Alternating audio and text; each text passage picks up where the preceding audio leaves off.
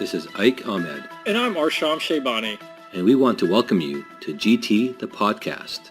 We're bringing this to you together with BMC and Glaucoma Today, to offer audible insights into current topics in glaucoma care.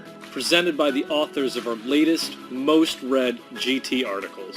Check it out. Welcome to GT, the podcast. In this episode, Dr. Daniel Laroche reads his article, Reducing Pigment Particles in the Anterior Chamber, written with Jose Sinon from the September-October issue of Glaucoma Today. This article discusses interventions that can be used to reduce the number of pigment particles in adult patients with pigment dispersion syndromes. More on this from Dr. Laroche.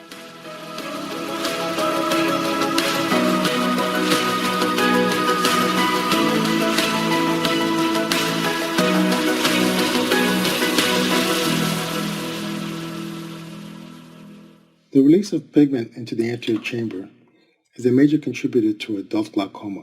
This phenomenon is evident in pigmentary glaucoma and exfoliation glaucoma, and is typical of primary open glaucoma and angle closure glaucoma.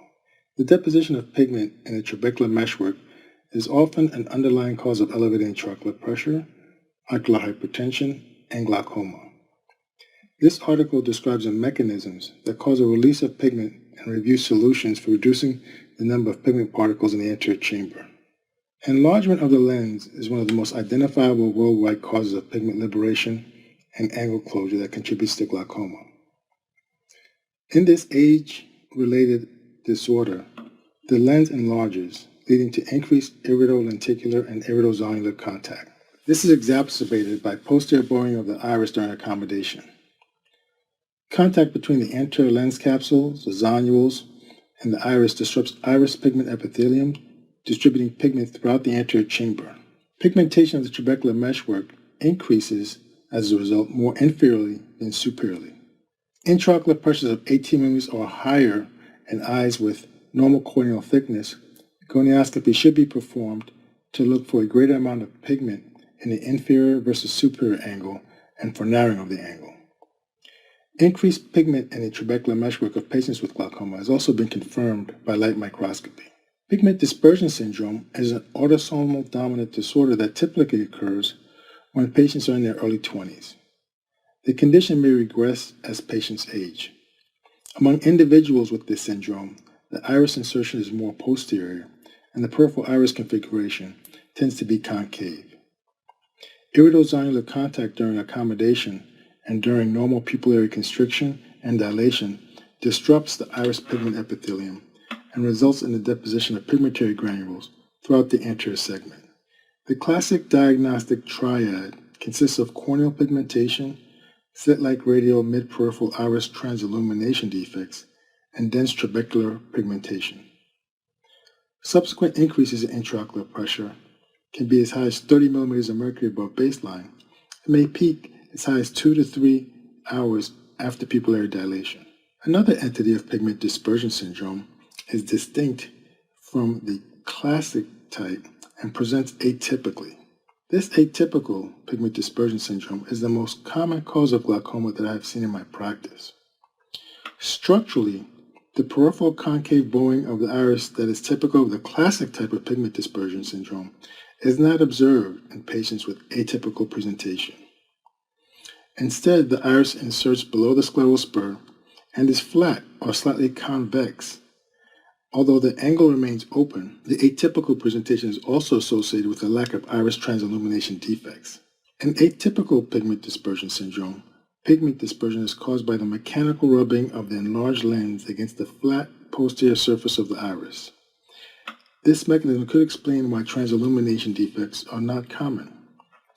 The damage inflicted by the lens-iris contact may not be significant enough to cause complete pigment epithelial defects. Fewer transillumination defects are also seen in black and brown patients. In a series by Sample and Ball, the age of affected patients range from 57 to 80 years of age with a mean of 73 years of age.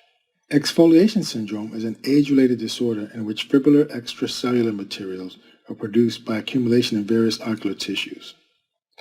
Friction between the anterior capsule of the enlarged lens and the iris disrupts the iris pigment epithelium, dispersing pigment throughout the anterior chamber. Pigment deposition in the cornea and trabecular meshwork increases, and iris sphincter transillumination defects develop. Pigment dispersion may occur before the physician even detects exfoliation syndrome with a slit lamp examination. Patients with elevated intraocular pressure of 18 or higher and evidence of pigment liberation should be monitored carefully for glaucoma. They should also be advised that undergoing early cataract surgery or lens extraction could help stop pigment liberation. Removal of the enlarged lens can halt iridodenticulaire and iridozonular contact and consequently pigment liberation. During a surgery, a trabecular bypass stent should be implanted to restore normal aqueous outflow via Schlemm's canal to the aqueous veins. This procedure can reduce the patient's need for medications to lower intraocular pressure and preserve the outflow via the trabecular meshwork to the aqueous veins. Lens extraction also expands Schlemm's canal, which can reduce intraocular pressure further. Laser peripheral iridotomy can eliminate reverse pupillary block, flatten the iris contour in eyes with traditional pigmentary glaucoma, and reduce the extent of iridodenticulaire contact. LPI may also prevent the deepening of iris concavity upon accommodation. Although LPI decreases the number of melanin granules present in the anterior chamber, it does not completely stop the pigment liberation due to persistent rubbing of the iris against the lens and zonules. Although LPI may relieve IOP spikes, it does not lower baseline IOP because of the persistent pigment liberation and obstruction. Patients who refuse initial surgery can begin medical therapy, in addition to administration of agents currently used to lower intraocular pressure, such as prostaglandin analogs, carbonic anhydrase inhibitors, alpha agonists, and rho kinase inhibitors. The nighttime administration of pilocarpine 2% may be considered to reduce pupillary movement and pigment liberation. Because miotics both constrict the pupil and increase aqueous outflow, they should in principle be first-line therapy. In practice, pilocarpine can reduce exercise-induced pigmentary release of intraocular pressure elevation. Miotics can convert the iris configuration from concave to convex and eliminate iridozonular friction. However, younger patients may tolerate pilocarpine drops poorly because of accommodative spasm and induced myopia. In summary, the release of pigment into the anterior chamber and subsequent deposition on the trabecular meshwork are major contributors to IOP elevation and glaucoma in patients older than 50 years of age, as well as among individuals with exfoliation syndrome and pigment dispersion syndrome. A reduction in the amount of pigment release can be achieved with early uncomplicated cataract surgery or refractive lensectomy, and with microinvasive Schlemm's canal surgery that restores aqueous outflow via the obstructed trabecular meshwork.